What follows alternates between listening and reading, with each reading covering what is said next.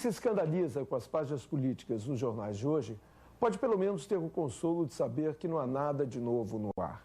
Já em 1993, com farta utilização da câmara oculta, um recurso muito novo na época, que praticamente havia sido lançado com o programa 4 anos antes, o documento especial denunciava pelo SBT a magnífica ponte entre a malversação de recursos públicos e a boa-vida de grande parte da classe política. A classe política vai ao paraíso.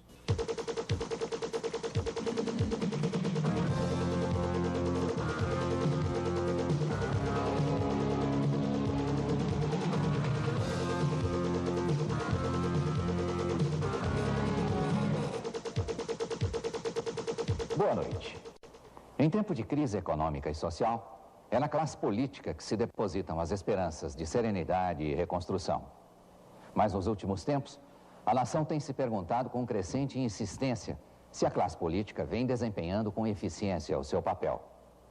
Em meio a níveis alarmantes de inflação, injustiças sociais gritantes e violência generalizada pelo país, o povo surpreende-se com denúncias de mordomias e enriquecimento ilícito de alguns cidadãos que foram eleitos para representá-lo. A classe política vai ao paraíso. Este é o nosso assunto de hoje. Não está. Terça-feira que vai sair. O dia que eu acho que todos aqui é quarta. E terça e quinta, mais ou menos. Segunda e sexta? Sério? Pode dar. Pô, o deputado Carlos está? Não, só semana que vem. Pô, o deputado geral está? Tá não? Só está em Salvador? Quando é que ele volta? Terça-feira. Não, o narcotráfico, ele não classifica pessoas por status. Você tem um papel em qualquer lugar. Do lixeiro ao ministro de tribunal, por exemplo. Quem tem mais força aqui dentro é a imprensa e a CUT. O deputado olha um ativistazinho da CUT... Essa casa é constituída por homens íntegros, mulheres e senhoras honestas e sérias e que estão aqui para defender ideias e princípios. Se isso aqui está, ele chama de democracia, eu quero o fim dessa democracia. Não, se formar comissão não se resolve nada. Então, tem que formar um grupamento, um pelotão, uma companhia, um batalhão, daí a gente começa a resolver os problemas. Em 1 minuto, no documento especial.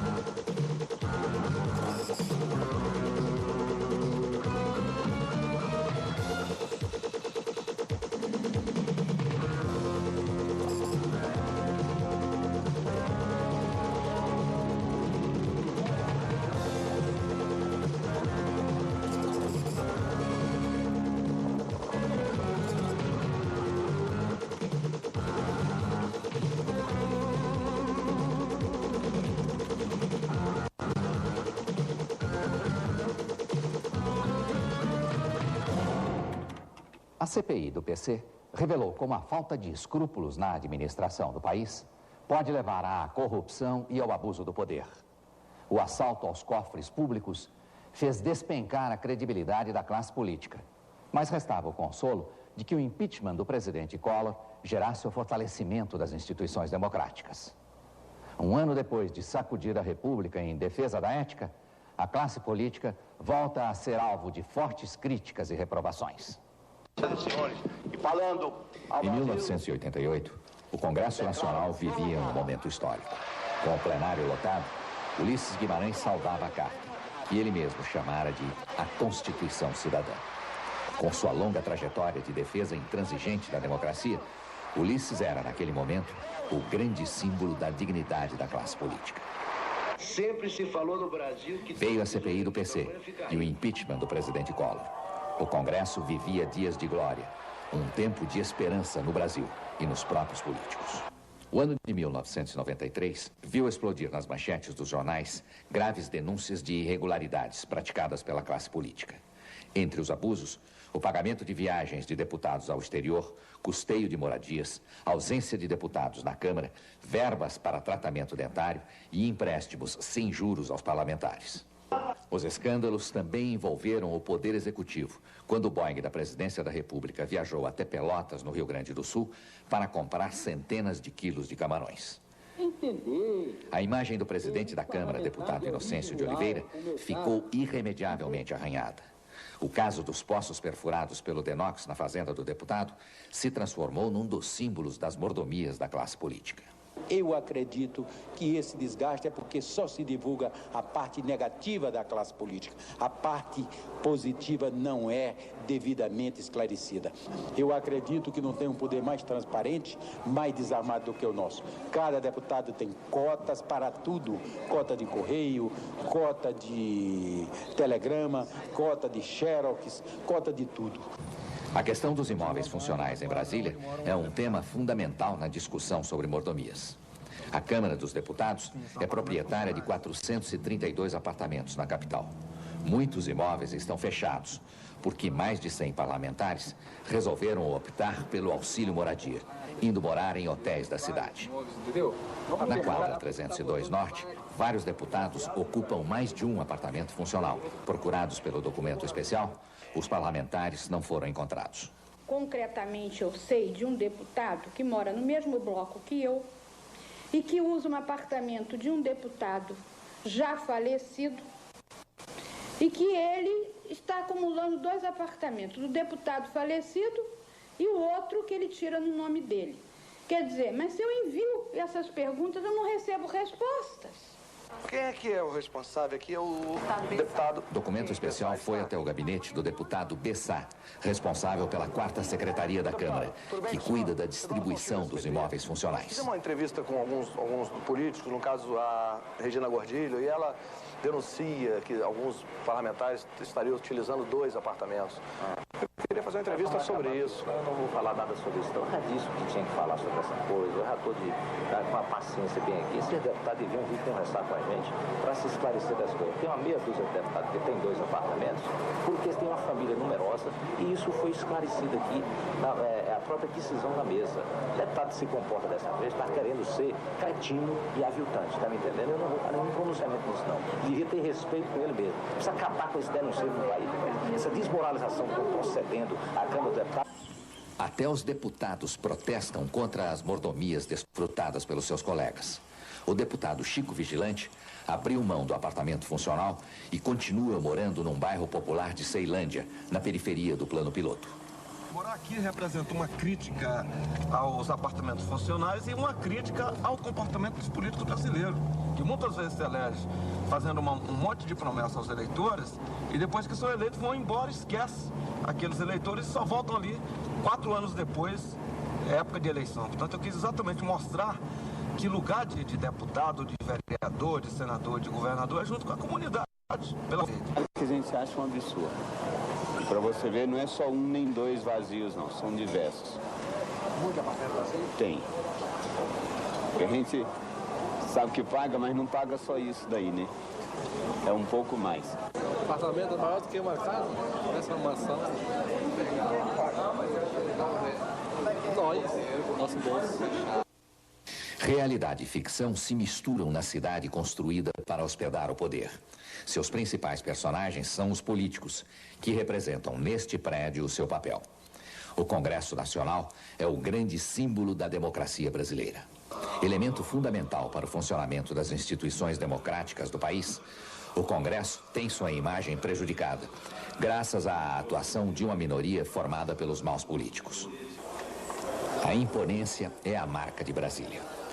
O Salão Verde, que dá acesso ao plenário da Câmara, é um exemplo do requinte do Congresso. O Salão Azul, com seus espelhos, dá entrada para o Senado. Mas são os 150 metros de esteira rolante que mais impressionam quem entra pela primeira vez na Casa do Povo. O luxo se espalha em Brasília. Na Península dos Ministros, no Lago Sul, quase todas as mansões foram vendidas durante o governo Collor, mas permanecem como símbolos das mordomias da capital federal nos últimos anos. A ostentação corre pelas largas avenidas do Distrito Federal e chega até o Clube do Congresso. Em pleno Lago Paranoá, foi construída uma praia artificial. A areia e os coqueiros foram trazidos para Corumbá, no Mato Grosso do Sul, para enfeitar o Clube dos Parlamentares e Funcionários do Congresso. Mas a imagem que mais incomoda o contribuinte talvez seja essa. O plenário da Câmara dos Deputados praticamente vazio. Documento especial contabilizou numa quinta-feira à tarde apenas 36 deputados na casa, de um total de 503 no exercício do mandato. A própria rotina de frequência dos deputados na Câmara já é bastante generosa. Nas segundas e sextas-feiras, todos recebem presença, mesmo sem estar na casa. Acabou sendo instituída a chamada Semana de Deputado, que começa na terça e termina na quinta-feira. Deputado Mariano daqui, é? Ele está, não? Não está. Terça-feira que está. O dia que eu acho que todos aqui é quarta. E terça e quinta, mais ou menos. Segunda e sexta? Sério? Pode dar. Pô, o deputado Carlos está? Não, só semana que vem. Pô, o deputado geral está? Tá não? Só está em Salvador? Quando é que ele volta? Terça-feira. O deputado Francisco Dornelles está? Não. Que azar. Mas na sexta-feira, essa hora, você querer achar deputado aqui, é gozação. Quando é que ele volta? Terça. Ele está onde? No Rio. Tá no Rio? Ele chega na terça e de terça... Normalmente ele fica em terça e quinta. Terça e quinta, né? Para cumprir essa jornada de trabalho, o deputado federal vai receber este mês um salário de 600 mil cruzeiros, ou seja, mais de 62 salários mínimos. Cada parlamentar conta com até 14 assessores diretos no seu gabinete. Na semana passada, a mesa da Câmara provocou um novo escândalo, com a autorização para que cada deputado possa contratar mais 2 assessores.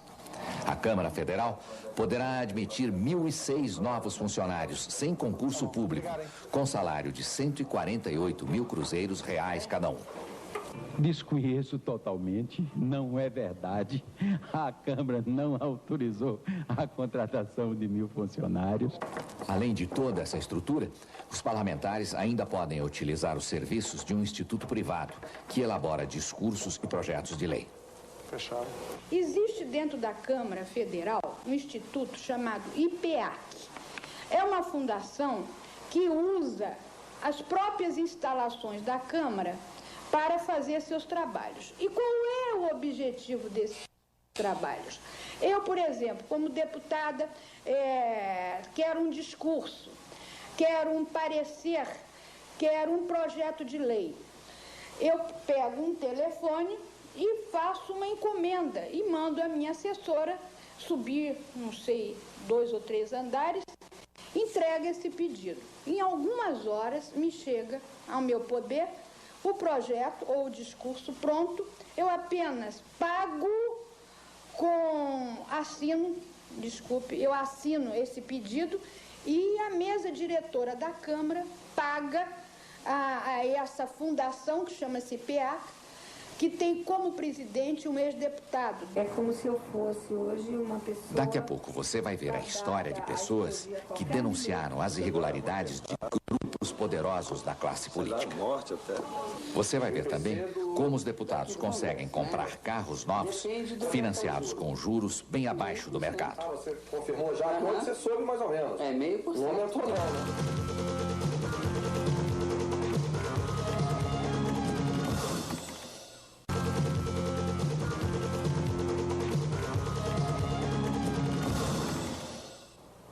Berço da classe política e dos legítimos anseios do povo brasileiro, o Congresso Nacional é às vezes transformado por alguns dos seus maus ocupantes na caricatura daquilo que eles estariam lá para coibir. Sucessivos escândalos envolvendo deputados e senadores têm tido como pano de fundo o tráfico de drogas e prostitutas, além da utilização do dinheiro público para o financiamento de facilidades aos parlamentares. A cassação do deputado Jabes Rabelo, acusado de envolvimento com o narcotráfico, é apontada até hoje como um movimento do Congresso em favor da ética na política. Para outros, Foi mais um sinal de que não se pode confiar nos representantes eleitos pelo povo.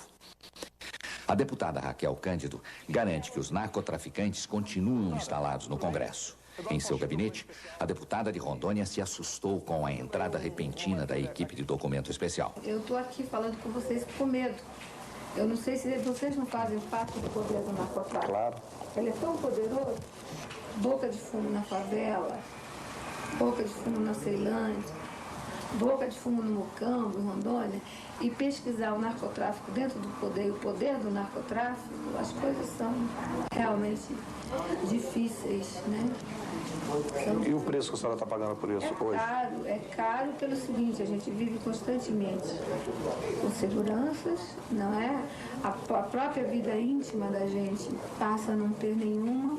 É como se eu fosse hoje uma pessoa fadada a explodir a qualquer minuto, explodir no sentido de explodir, ter um tiro, ter alguma coisa.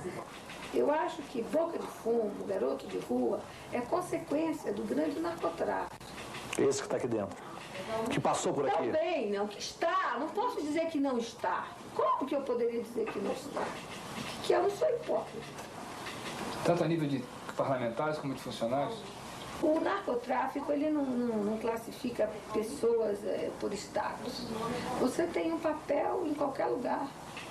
No lixeiro, há um ministro de tribunal, por exemplo, há um procurador, há um delegado que não faz um inquérito, que não ouve uma testemunha.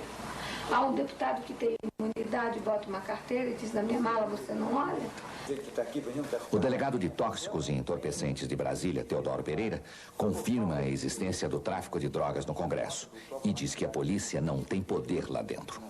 Algumas delas, como no caso do Frois, que foi preso no Ceará e que veio informação para nós para fazer o restante do trabalho aqui, muitas vezes ele recebia a droga lá dentro para então tirar e vender para fora. E outras vezes ele conduzia a droga para dentro do Congresso e lá outros traficantes faziam distribuição. Não sei se é lobby. Eu sei que pelo que nós temos feito no nosso trabalho, nós sabemos que o tráfico de droga, o dinheiro da droga, ele já está numa situação bem alta. Sabemos que aqui há casos em que temos indícios fortes de que ele é muito usado no problema de propaganda eleitoral, nesse problema de época de eleição. Na semana passada, um novo escândalo agitou Brasília. O jornal Folha de São Paulo denunciou a existência de um esquema de prostituição nos corredores e gabinetes do Congresso Nacional. Os repórteres se passaram por clientes e gravaram uma conversa ao telefone com as agenciadoras. Você tem uma ideia, né? Uhum. Não, mas aqui não precisa ser isso, não. Não precisa ser isso, não? Não. Você acha o quê? Quanto, mais ou menos? Acho que 200, 250 dólares está ótimo. Denúncias de irregularidades fazem parte do dia a dia do Comitê de Imprensa da Câmara. Desta sala têm saído muitas das notícias que viram escândalos nas páginas dos principais jornais do país. O jornal Zero Hora de Porto Alegre publicou este ano uma série de denúncias sobre um possível Caixa 2 na Câmara. Sob pretexto de adiantar salários aos deputados, o esquema funciona como uma forma de empréstimo sem juros. Até agora, apenas o repórter sofreu represálias. Eu fiz a matéria, consegui, tive acesso a documentos que diziam quais deputados tinham pegado quanto, quem tinha pago a dívida, quem não tinha pago a dívida. E isso deu um problema. Começaram a dizer que eu tinha roubado um documento, inventaram que eu tinha roubado uma gaveta, fizeram um carnaval. A sociedade se fazem representar em Brasília. Nas comissões de trabalho da Câmara, articula-se o jogo de forças e pressões junto aos políticos. Nesta sala, o presidente da Confederação Nacional das Indústrias e o presidente da Fiesp participam de debates e defendem os interesses do empresariado brasileiro. O lobby dos grupos econômicos enfrenta concorrência na Câmara dos Deputados. Um dos movimentos mais fortes de pressão política é feito pelos sindicatos e centrais sindicais. Quem tem mais força aqui dentro é a imprensa e a CUT. O deputado olha um ativistazinho da CUT, borra no sapato, suja o sapato. Bastou botar uma galeria da CUT aqui no Congresso que o deputado faz o que a CUT quer. Diferentes grupos ideológicos estão presentes e nem todos falam a mesma língua na selva de Brasília. Durante o período em que Documento Especial realizava esta reportagem, cerca de 140 índios da nação Kayapó faziam uma peregrinação pelo Congresso Nacional. Eles viajaram do sul do Pará até Brasília para fazer lobby junto aos parlamentares em defesa de interesses indígenas. Falando na língua Kayapó, a representante da tribo registra o protesto da comunidade contra possíveis mudanças no Estatuto do Índio, previstas para a revisão constitucional. Desde os tempos do deputado Mário Juruna, os índios brasileiros aprenderam que, por medida de segurança, toda conversa com um branco engravatado de Brasília tem que ser gravada. Os Kayapó se mostram ainda mais precavidos e, além do gravador, usam também uma câmera de vídeo. O grupo de lobistas indígenas é numeroso, mas nem sempre eficiente. Já a presença dos profissionais do lobby é motivo de grande polêmica no Congresso. Para muitos, é legítimo pressionar deputados em favor de interesses específicos. Mas há quem considere que muitos acordos são feitos por debaixo do pano. A prática escura do lobby, que é condenável, é quando as pessoas não se identificam, quando as pessoas não têm uma credibilidade para representar a entidade tal ou interesse tal, quando as pessoas não têm publicamente um crachá, quando as pessoas se misturam com a burocracia da Câmara, estabelece uma relação de mistura com o deputado, quando a pessoa estabelece no subterfúgio propostas indecorosas. Essa casa é constituída por homens íntegros, mulheres, senhoras honestas e sérias e que estão aqui para defender ideias e princípios e não para serem leiloados e comprados por entidades A nem B. A crescente rejeição popular à classe política permitiu a introdução de um tema explosivo no debate sobre os destinos do país. Os dinossauros do regime militar voltaram a se agitar no ostracismo da caserna. O deputado Jair Bolsonaro apareceu como articulador de um retrocesso autoritário que coloca em xeque a democracia. Jair Bolsonaro pediu um fechamento do Congresso. Não vejo como, então, um presidente da República governar com um Congresso que tudo, quase tudo, quer barganhar para aprovar qualquer coisa. O ódio para com a classe política é cada vez maior. Então, nós queremos, sim, até pode dizer um Congresso, mas um Congresso operante, que não seja conivente com o Executivo, que não faça uma parceria, não se promiscua com o Poder Executivo. Nós vivemos atualmente a democracia do fariseu. Eu quero uma democracia responsável. Esta não interessa. Se isso que está aí chama democracia, eu quero o fim dessa democracia. O meu apoio dentro dos quartéis ultrapassa em muito o percentual de 90%. Então, os militares são favoráveis, sim, a mudanças também. E esperamos até que essa mudança venha de uma forma branda e não através de uma imposição de força. A delirante pregação do deputado Jair Bolsonaro encontra apoio nos pensionistas e reservistas do Exército, revoltados com os baixos vencimentos. Como um salvador da pátria, Bolsonaro investe no corporativismo e incita o sentimento golpista. Vamos lá de novo. Não, se quiser reformar a comissão, nós vamos lá. Não, se formar a comissão não se resolve nada. Então, tem que formar um grupamento, um pelotão, uma companhia, um batalhão, daí a gente começa a resolver os problemas. Defensor da chamada fujimorização do Brasil, ao estilo da ditadura de Alberto Fujimori do Peru, o deputado golpista conta com mais restrições do que apoios no ambiente militar. Eu acredito que não haja crime de espécie alguma para qualquer natureza de intervenção no sistema democrático do nosso país. O que há é um sentimento de desconforto, uma falta de credibilidade nas medidas administrativas que vêm sendo tomadas, numa situação de muita penúria para os trabalhadores assalariados, uma injustiça nas medidas que vêm sendo tomadas pelo governo. A simples hipótese de um país sem vida política demonstra a exigência de um Congresso livre para a expressão plena dos direitos individuais. Sem uma classe política independente e honrada, não existe liberdade, não existe democracia.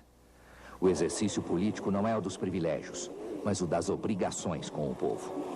É a classe política cumpridora deste compromisso que o povo quer confiar, eleger, respeitar. Uma classe política que não viva no paraíso e que aqui na Terra ajude a população que representa a escapar do inferno em que tantas vezes ela é esquecida. Todo mundo, funcionário público, nem que o cofre da fazenda tenha que estourar. Pode o prefeito bronquear, nessa altura do eleito, vou empregar a família toda, inclusive.